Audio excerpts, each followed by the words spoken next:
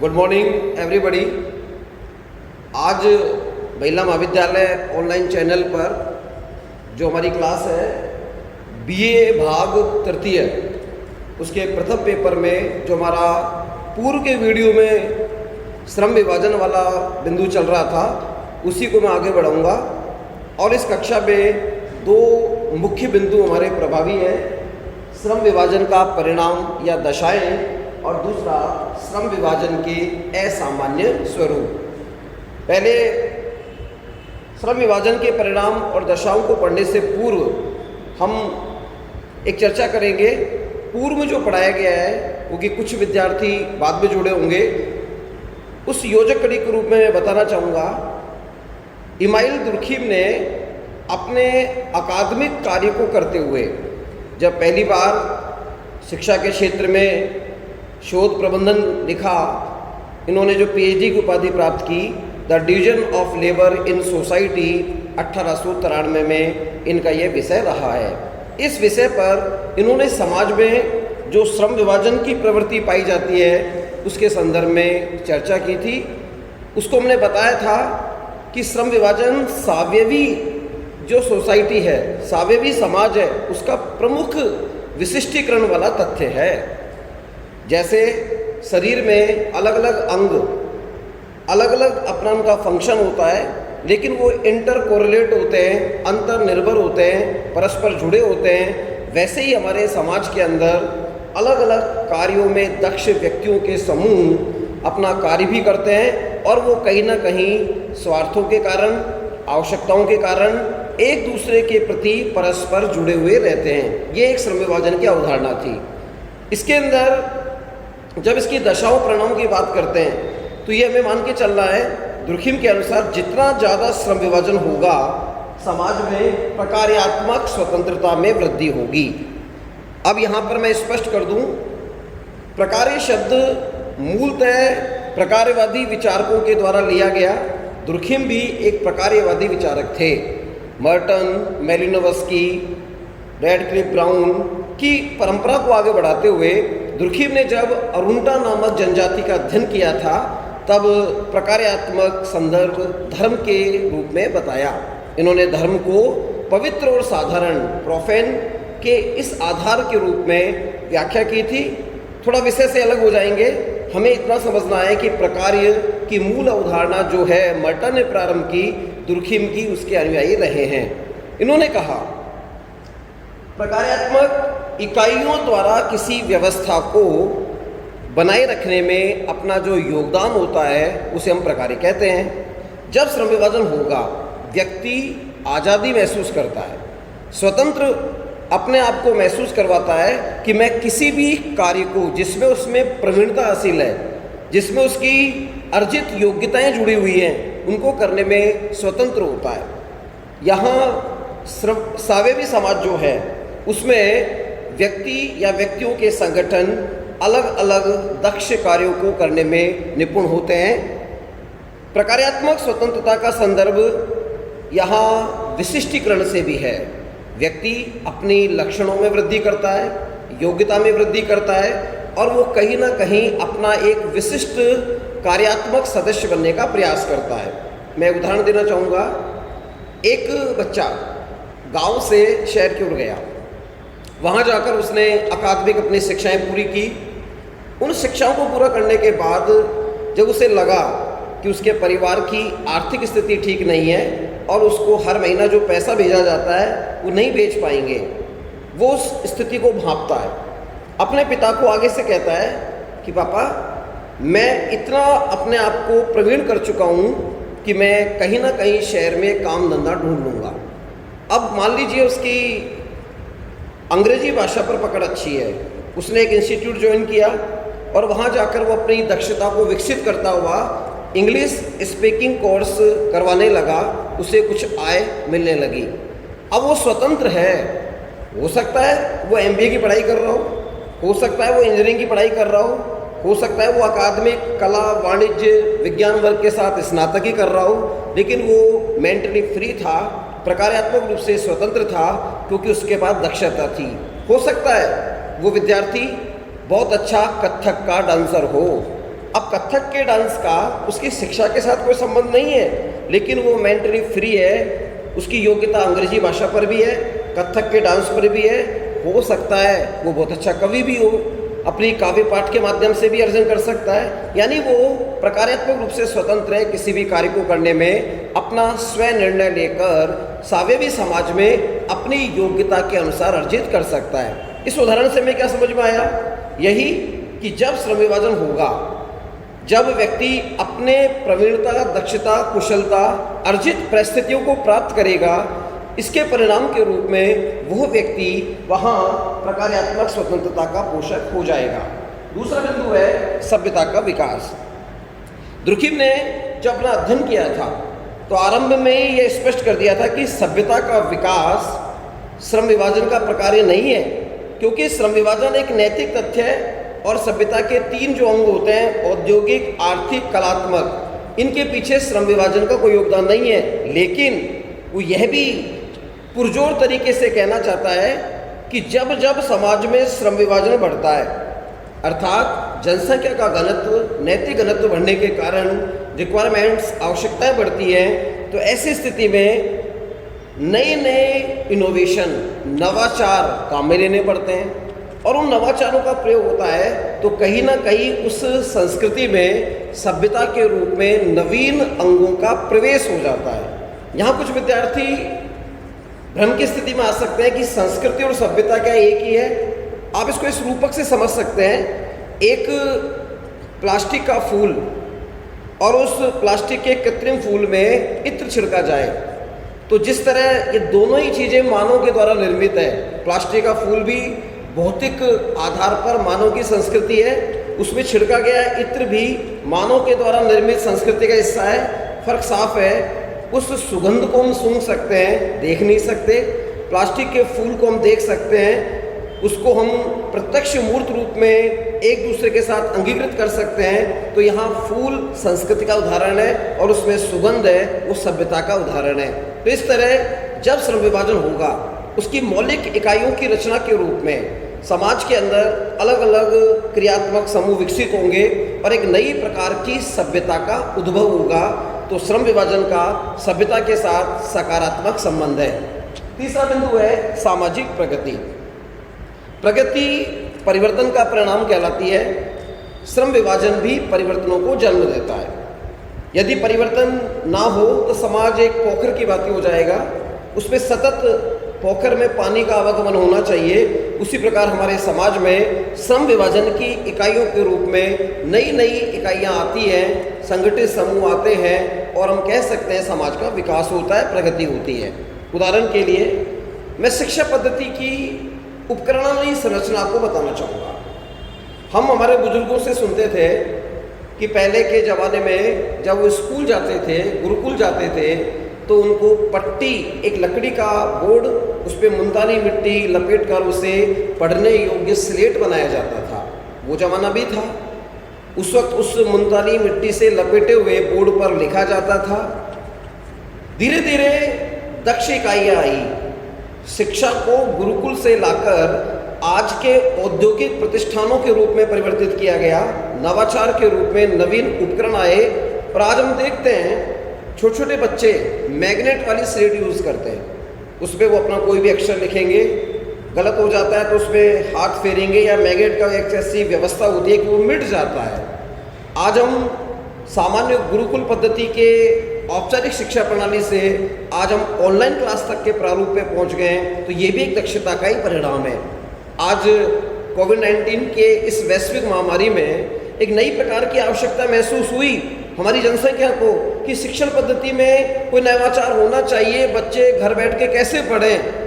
तो आज इस चीज़ के अंदर हम लोग नवीन परिवर्तनों के रूप में ऑनलाइन क्लास भी तो लेकर आ रहे हैं। तो ये नवीन ऑनलाइन क्लास लाना, बच्चों का घर पे पढ़ना कहीं ना कहीं सामाजिक प्रगति का ही तो उदाहरण है। तो यानी अब हम इसमें हम भी कोई दक्ष नहीं थे, हो सकता है हमें भी प्रारंभ में समस्या आई हो, लेकिन धीरे धीरे प्रवीणता हासिल होती जाएगी, हमारा सीमित संसाधनों में प्रदर्शन बढ़ता जाएगा।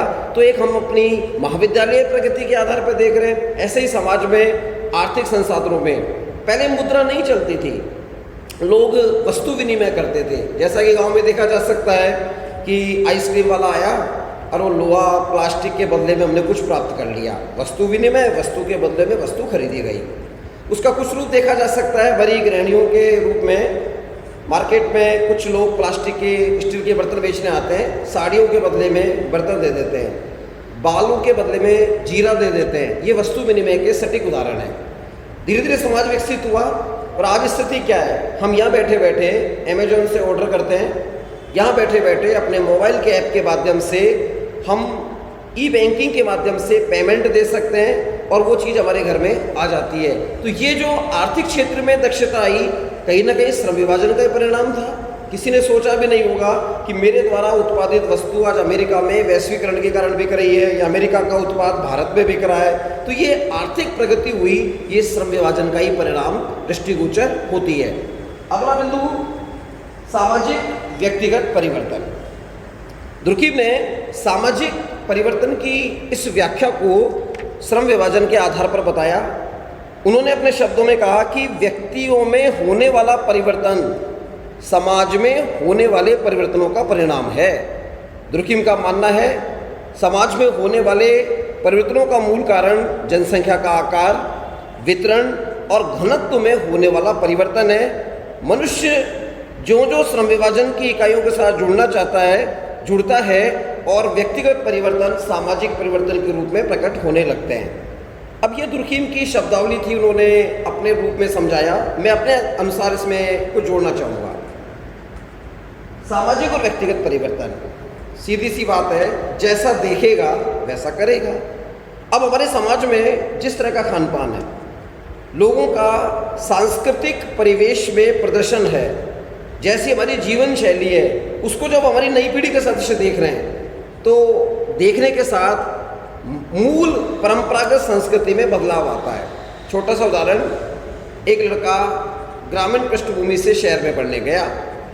वहाँ जाकर उसने देखा कि उसके साथी थोड़ा अपने शारीरिक सौंदर्य पे भी ध्यान देना चाहते हैं, जैसे स्टाइलिश कपड़े पहनना, हेयर स्टाइल रखना, दाढ़ी मूंछ को कटवाना या बढ़ाना, जो भी है। अब इन प्रतीकों का शिक्षा के साथ कोई संबंध नहीं है, लेकिन वो वैसा देख रहा है।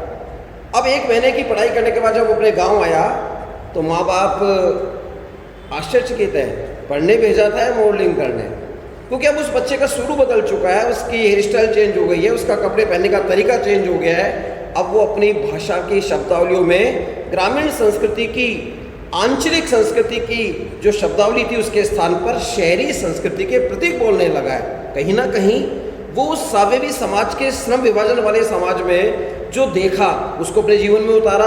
तो श्रम विभाजन नहीं होता तो क्या उसमें परिवर्तन हो सकता था? कदापि नहीं। तो ऐसी स्थिति में व्यक्तिगत परिवर्तन सामाजिक परिवर्तन के साथ सहसंबंध रखते हैं। जैसा व्यक्ति समाज के अंदर एक इकाई के रूप में जुड़कर देखना चाहता है या देखता है, जैसा वो व्यवहार करता है, वो सामूहिक परिणाम के रूप में यहाँ परिवर्तन का द्योतक बन जाता है। अगला बिंदु है नवीन समूह का उदय। दुर्कीम यह कहना चाहते हैं कि श्रम विभाजन का परिणाम यह है कि विशिष्ट कार्यों में संलग्न व्यक्तियों के विशिष्ट हितों का विकास हो जाता है, और ये विकास जो होता है वो स्वार्थ की रक्षा के उद्देश्य के लिए होता है, और वो लोग अपनी अपनी योग्यता बढ़ाकर अंतर्निर्भरता को बढ़ाते हैं। यहाँ कार्य करने के नवीन समूह की चर्चा की गई है। मैं एक उदाहरण के माध्यम से समझाऊंगा। 20 साल पहले तक हम लोग पेयजल व्यवस्था के लिए जलदायक विभाग पर ही निर्भर थे। किसी भी शहर में, अगर इसको जयपुर के संदर्भ में देखें तो वहाँ जो भी सप्लाई होती थी उसी के अनुसार लोग उस पानी का दैनिक उपभोग में उपयोग करते थे, वही पेयजल का मुख्य स्रोत था। अब धीरे धीरे पानी की गुणवत्ता घटने लगी, फ्लोराइड बढ़ने लगा, तो एक नया समूह उदय हुआ कि लोगों को बेहतर पानी पिलाने की व्यवस्था करनी है। जगह जगह आरओ कंपनियां खुली, उन्होंने अपने संसाधनों के प्लांट लगाए, और आज स्थिति क्या है? आज हमारी जीवन शैली में एक नया बिंदु घर कर गया है। आंचलिक गांव से लेकर मेट्रोपोलिटन सिटीज तक कैंपर सिस्टम हमारी ज़िंदगी का हिस्सा बन गया है, क्योंकि हम लोग उस पेयजल व्यवस्था को स्वीकार कर चुके हैं। ये नया समूह हुआ। अब पहले अपना स्वपाकी भोजन करने में रुचि रखी जाती थी। अब मेट्रो में क्या हो रहा है, बड़े बड़े स्थानों पर टिफ़िन सेंटर्स आ गए। तो टिफ़िन सेंटर का कंसेप्ट तो आज से 40-50 साल पहले भारतीय संस्कृति में नहीं था, लेकिन अब एक नवीन मूल्य उभर के आया। वो एक नया समूह विकसित हुआ, क्योंकि उसे पता है कि लोग जो काम करने आ रहे हैं, जो यहाँ पर संस्थानों में मल्टीनेशनल कंसर्न्स में काम कर रहे हैं, उनको लंच के समय भोजन चाहिए, तो वो अपने प्रचार के माध्यम से टिफ़िन सेंटर चलाते हैं। टिफ़िन सेंटर का होना, क्रैच का होना, पेयजल व्यवस्था के रूप में आरओ प्रोजेक्ट्स का लगना, ये हमारी रिक्वायरमेंट और जनसंख्या के घनत्व बढ़ने के साथ साथ बढ़ा, यानी नए नए समूह श्रम विभाजन वाले समाज में विकसित होते हैं। नेक्स्ट बिंदु है व्यक्तिवादी विचारधारा। अब यहाँ पर थोड़ा सा द्वंद्व है। एक तरफ तो हम साम्यवादी समाज की श्रम विभाजन वाली इकाई की बात कर रहे हैं, तो दूसरी ओर व्यक्तिवादी विचारधारा की बात कर रहे हैं। दुर्कीम यह स्पष्ट कर देना चाहता है कि श्रम विभाजन के परिणाम स्वरूप व्यक्तिगत चेतना का उदय होता है, और जब व्यक्तिगत चेतना उदित होती है तो विशिष्ट व्यक्तिवादी विचारधारा जन्म लेती है, और ये विशिष्ट व्यक्तिवादी विचारधारा श्रम विभाजन का ही परिणाम है। भले ही ये नकारात्मक परिणाम क्यों ना हो, भले ही कुछ आलोचक ये कह सकते हैं कि जब व्यक्तिवादिता बढ़ गई तो समूहवादिता का अंत हो गया, व्यक्तिगत चेतना सामूहिक चेतना में क्यों नहीं बदली, तो इसका जवाब अभी उचित नहीं है देना, लेकिन इस संदर्भ में हमें ये समझना पड़ेगा। भले ही ये नकारात्मक हो सकता है मेरे खुद के विचार भी इसके पक्ष में ना हो, लेकिन दुर्कीम यहाँ कहता है कि व्यक्तिवादी विचारधारा ये उत्पन्न कब होती है। एक सामान्य घटना है कि जब व्यक्ति कोई भी कार्य करता है, उसके चेतन और अचेतन पक्ष पर उसका प्रभाव होता है। हम जिस कार्य में संलग्न हैं उसके प्रति एक एटमॉस्फेयर हमारे दिमाग में क्रिएट होता है, उसी के अनुरूप अपनी प्रतिक्रिया हम देते हैं। और जब व्यक्ति किसी क्षेत्र में सफलता के शिखर पर चढ़ता जा रहा है, नए नए आयाम स्थापित करता जा रहा है, तो निश्चित रूप से उसमें अहम भाव, उसमें एक अलग प्रकार की व्यक्तित्ववादी विचारधारा विकसित होगी। अब वो ओवरऑल सोसाइटी के हिसाब से नेगेटिव हो सकती है, लेकिन वो आई कहाँ से, श्रम विभाजन की उस इकाई से ही तो आई। उसमें वो दक्ष हुआ, उसमें उसकी योग्यता बढ़ी, तभी तो आया।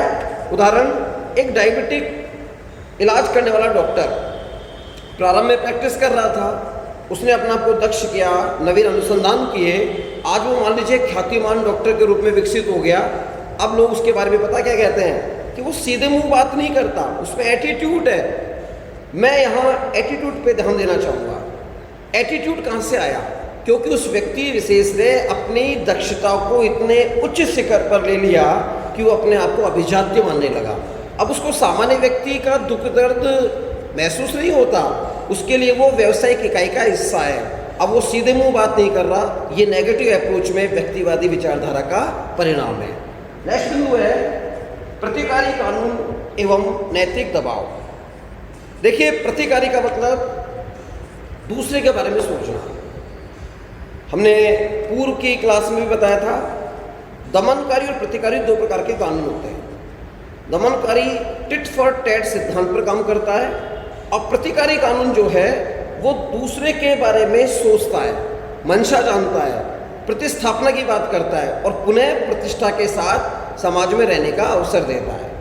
श्रम विभाजन वाले समाज में, विशेषकर साम्यवादी समाज में, अगर कोई व्यक्ति अपराध करता है, उसको दंड देने के तरीके जो हैं वो संस्थानों के माध्यम से हैं, और वहाँ व्यक्ति के दंड के परिस्थितियों का अध्ययन किया जाता है, उसी के अनुरूप दंड दिया जाएगा। पुराने समय में मुखिया ये कहता था आदिम समाज में, इसने चोरी की, इसके हाथ काट लो। अब हाथ नहीं काटे जाएंगे, अब ये पूछा जाएगा कि चोरी क्यों की गई। हो सकता है वो भूखा हो, उसे किसी प्रतिष्ठान से रोटी चुराई हो, तो दंड कम मिलना चाहिए। अगर वो प्रोफेशनल चोर है और रात्रि के समय योजनाबद्ध तरीके से चोरी कर रहा है, तो दंड की प्रकृति अलग होनी चाहिए। तो यहाँ प्रतिकारी में व्यक्ति के दंड का अपराध की दृष्टि से, सिद्धांत की दृष्टि से अध्ययन किया जाता है, विश्लेषण किया जाता है, उसके पश्चात ही दंड सुनाया जाता है। तो श्रम विभाजन जितना ज़्यादा होगा, यहाँ प्रतिकारी कानून और नैतिक जो दबाव है जो समाज महसूस करता है, उसके अंदर विकास होता है। ये कुछ बिंदु श्रम विभाजन के परिणाम के थे। अब हम चर्चा करेंगे श्रम विभाजन के असामान्य स्वरूप क्या होते हैं। देखिए, असामान्य स्वरूप को हम अबनॉर्मल फॉर्म्स कह सकते हैं। ये स्वरूप सावयवी संश्लिष्टता के आधार पर निश्चित होते हैं। दुर्किम कहता है कि सामान्य रूप से श्रम विभाजन में कोई दोष नहीं होता, कुछ अन्य ऐसे कारण होते हैं जिनकी वजह से श्रम विभाजन कुछ व्याधिकीय पैथोलॉजिकल मोड में चला जाता है। इसको हम 3 भागों में बांट सकते हैं, जिसका अध्ययन व्याधिकीय शास्त्र के रूप में, पैथोलॉजी के ज्ञान के रूप में आवश्यक होता है। प्रथम आदर्शहीन श्रम विभाजन, इसको हम एनोमिक डिवीजन ऑफ लेबर भी कह सकते हैं। द्वितीय बलात् श्रम विभाजन, जिसको हम फोर्स्ड डिवीजन ऑफ लेबर, दबाव से किया गया विभाजन मान सकते हैं। और तीसरा है व्यक्तिगत कार्य की अपर्याप्तता, यानी व्यक्तिगत कार्य उसमें अपर्याप्तता की स्थिति में आ जाते हैं। प्रथम बिंदु की हम बात करें, सबसे पहले आदर्शहीनता होती क्या है? एनोमिक शब्द क्या है?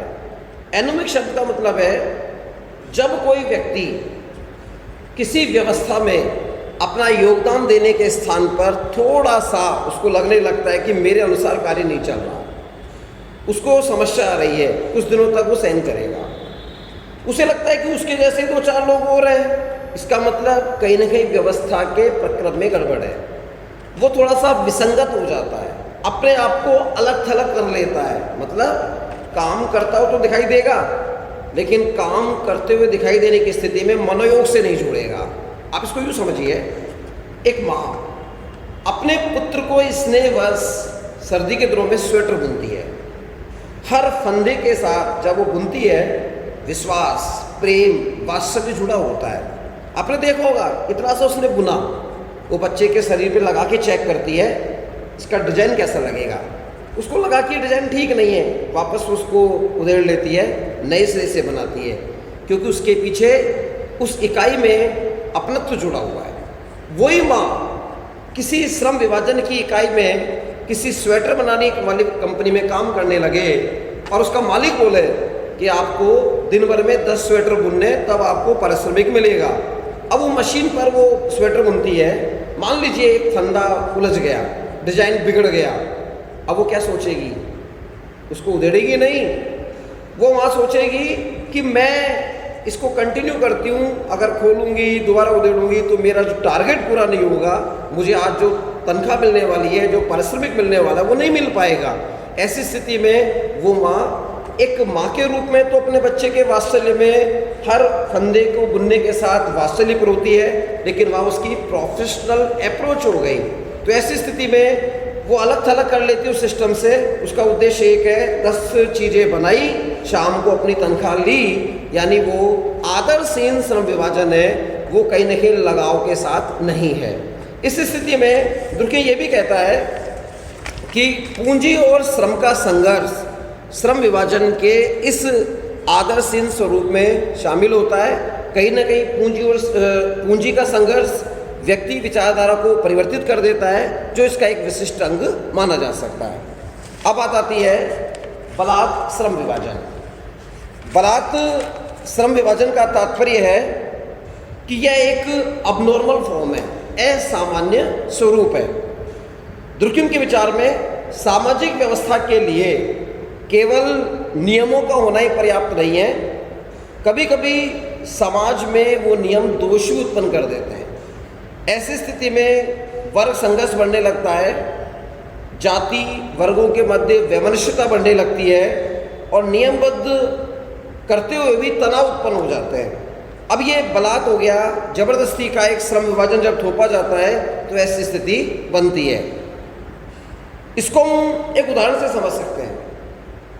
मान लीजिए आज की लोकतांत्रिक व्यवस्थाओं के अंतर्गत हमको कई बार पता होता है कि हम जो कार्य दक्षता के आधार पर कर रहे हैं वो उचित नहीं है, लेकिन हमारा आर्थिक जुड़ा हुआ है, हम उसको कंटिन्यू करते हैं। एक डेयरी वाला शुद्ध देसी घी के नाम पर उसे पता है कि उसके पास जो माल आया वो मिलावटी घी का है, वो लोगों को शुद्धता के नाम पर बेच देता है क्योंकि उसको प्रॉफिट हो रहा है, लेकिन अंदर ही अंदर उसके मन में क्या, उसकी आत्मा का छूटेगी, शायद मैं अन्याय कर रहा हूँ, शायद मैं इस श्रम विभाजन की इकाई में काम करता हुआ लोगों के स्वास्थ्य के साथ खिलवाड़ कर रहा हूँ। तो ये जो स्थिति है वो नियम से काम कर रहा है, अपना प्रॉफिट कमाना चाहता है, लेकिन उसे खुद को नहीं मालूम बाहर से जो सामान आया उसमें कितनी गुणवत्ता है।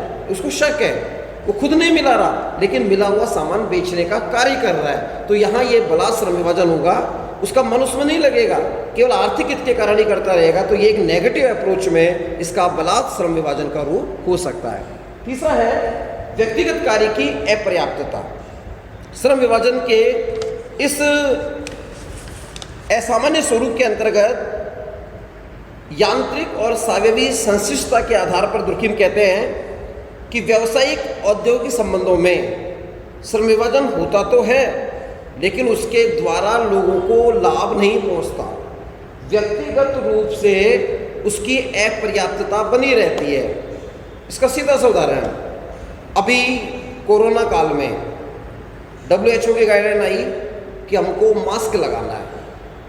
अब उस मास्क की स्थिति में क्या हर व्यक्ति तक हम मानक मानदंडों के अनुसार मास्क पहुंचा पाए? बिल्कुल संभव नहीं होगा।